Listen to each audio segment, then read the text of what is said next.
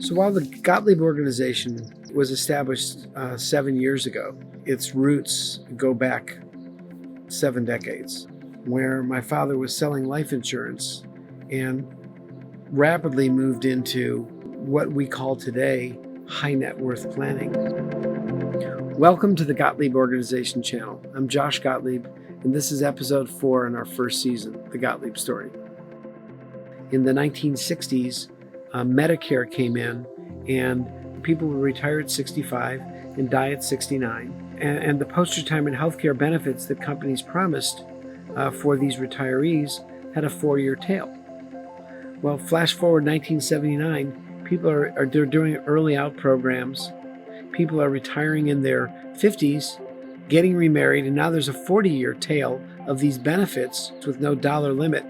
And the way it escalated and the cost to corporate America's balance sheets were just insane. At one point, we did a study. There was a little company called General Motors. They had a market value of $32 billion. And we did a study of their unfunded post-retirement healthcare obligations. The already existing retirees' liability on a present value in one rate was $31 billion, almost the entire net worth.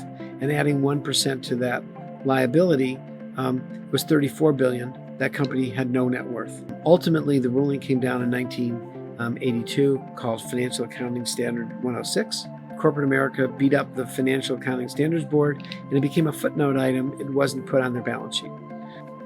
We ended up getting a patent on the only way to pre-fund these liabilities using tax-deductible dollars.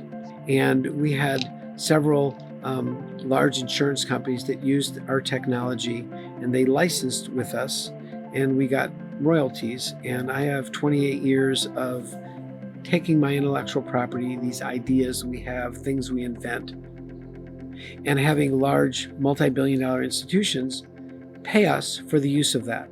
So I really have a great, deep understanding, decades-long understanding of the importance of the way we put together ideas and create and present intellectual property and use that in problem solving. In 1969, there was a guy by the name of John Todd, and he used life insurance as a means to fund and finance some executive benefits on a non-deductible basis for a little company we know as General Electric. That was the first known COLI, or corporate-owned life insurance plan.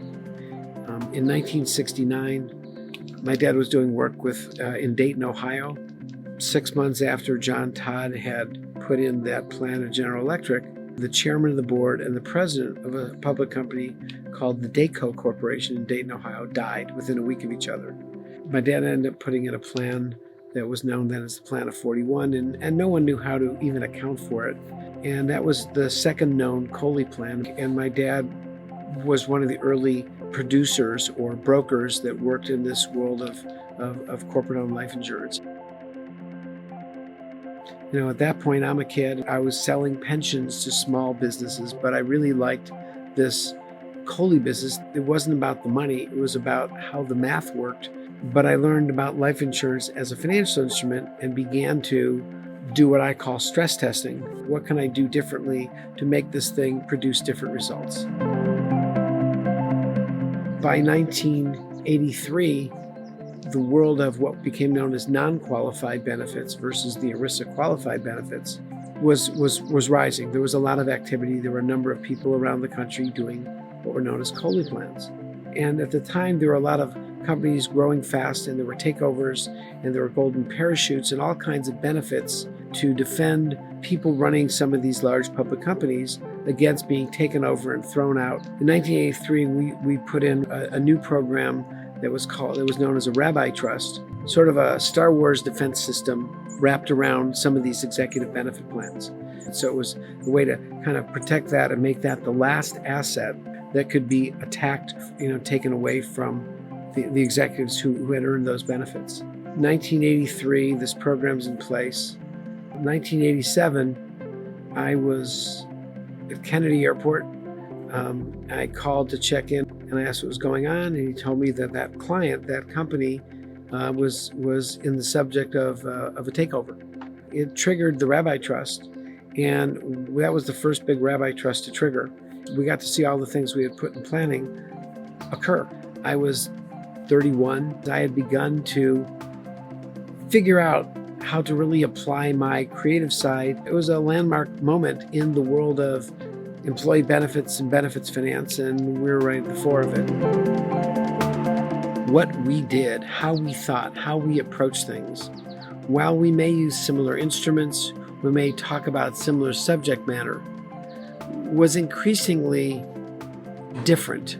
Not different to be different, but different because we had this relentless drive to find a solution. Thanks for joining us today. Stay tuned for episode 5. We'll talk about the vision for the future of the Gottlieb story.